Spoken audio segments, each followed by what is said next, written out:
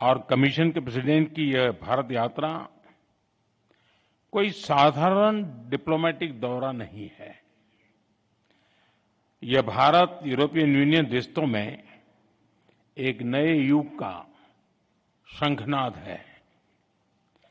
पहली बार European union के leaders उनका भारत के गणतंत्र दिवस के मुख्य अतिथि के रूप में शामिल होना भारत और यूरोपियन यूनियन के बीच भारत के इतिहास का सबसे बड़ा एफटीए संपन्न होना और आज इतने सारे सीईओज के साथ इतने बड़े लेवल पर Bharat European union business forum आयोजित होना, ये सब उपलब्धियां विश्व की दो सबसे बड़ी लोकतांत्रिक शक्तियां इनके बीच हो रहे अभूतपूर्व अलाइनमेंट का प्रतीक है।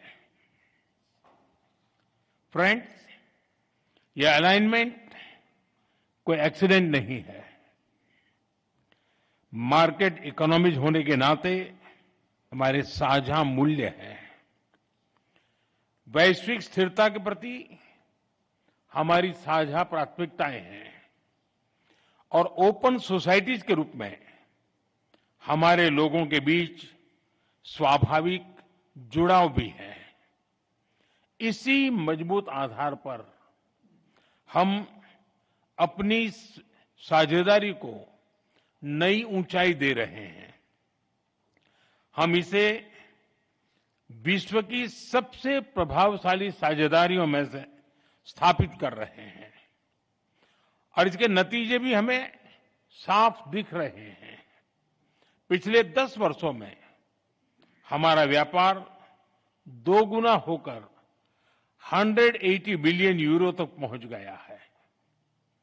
भारत में 6,000 से अधिक यूरोपीय कंपनियां काम कर रही हैं।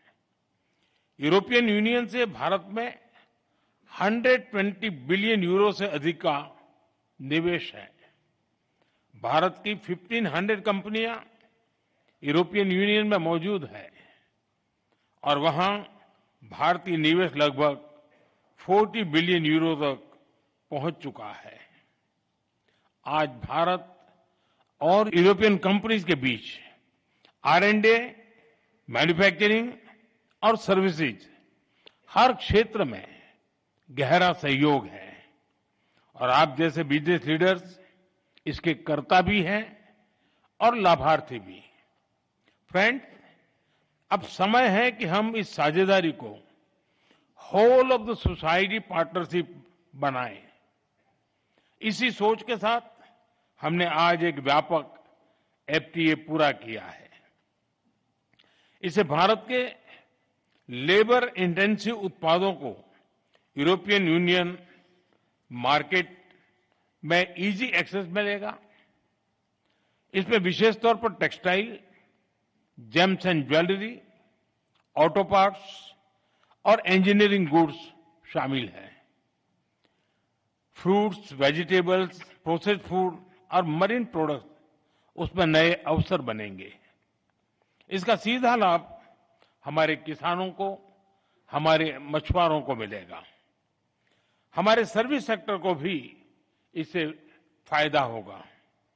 विशेष रूप से आईटी, एजुकेशन, ट्रेडिशनल मेडिसिन और बिजनेस सर्विस लाभान्वित होंगे।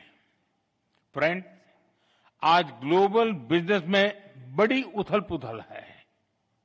हर कंपनी अपनी मार्केट स्ट्रेटेजी और पार्टनरशिप को नए सिरे से देख रही है। ऐसे समय में यह एफटीए बिजनेस जगत के लिए एक साफ और सकारात्मक संदेश है। यह दोनों पक्षों की बिजनेस कम्युनिटी के लिए सक्षम, भरोसेमंद और फ्यूचर ओरिएंटेड पार्टनरशिप बनाने का स्पष्ट निमंत्रण है। मुझे पूरा विश्वास है कि आप सभी इस एफटीए के अवसरों का पूरा पूरा लाभ उठाएंगे। फ्रेंड, भारत और यूरोपियन यूनियन की कई प्राथमिकताओं की उसको आपके बिजनेस पार्टनरशिप के भी लाभ मिल सकता है। मैं इस संदर्भ में 3 प्राथमिकताओं की बात करूंगा। पहला, आज विश्व में व्यापार, टेक्नोलॉजी और क्रिटिकल मिनरल्स को वेपनाइज किया जा रहा है। हमें साथ मिलकर अपनी निर्भरताओं को डी रिस्क करने की आवश्यकता है। क्या हमारी बिजनेस कम्युनिटी मिलकर ईवीज, बैटरीज, चिप्स और एपीआई में बाहरी निर्भरता घटा सकती है? क्या हम भरोसेमंद सप्लाई चेन का साझा विकल्प खड़ा कर सकते हैं?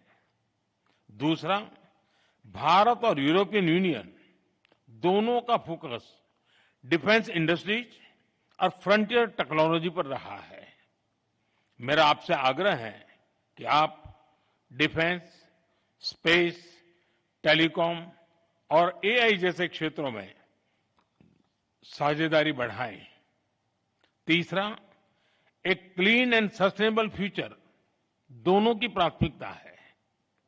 ग्रीन हाइड्रोजन से लेकर सोलर एनर्जी और स्मार्ट ग्रिड, हर क्षेत्र में हमें ज्वाइंट रिसर्च और इन्वेस्टमेंट बढ़ाना चाहिए। दोनों इंडस्ट्रीज को मिलकर स्मॉल मॉड्यूलर रिएक्टर्स और सस्टेनेबल मोबिलिटी पर भी काम करना चाहिए। इसके साथ साथ वाटर मैनेजमेंट, सर्कुलर इकोनॉमी और सस्टेनेबल एग्रीकल्चर, हर क्षेत्र में मिलकर सॉल्यूशंस डेवलप करने चाहिए। फ्रेंड, आज के इन ऐतिहासिक निर्णयों के बाद अब विशेष जिम्मेदारी आप सभी पर है। अब अगला कदम बिजनेस कम्युनिटी को उठाना है। The ball is on your court. आपके आपसी सहयोग से ही हमारी साझेदारी, ट्रस्ट, रीच और स्केल मिलेगा।